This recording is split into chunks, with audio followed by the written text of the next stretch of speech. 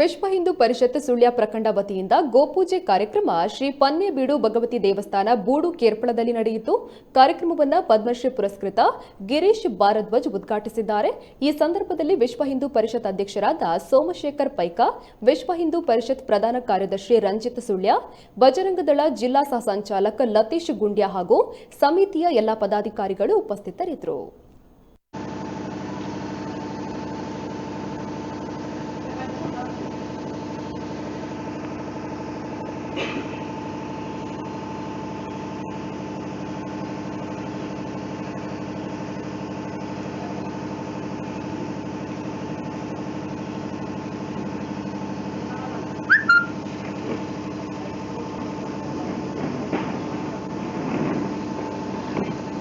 जय वो माता की जय, बोलो भारत माता की जय।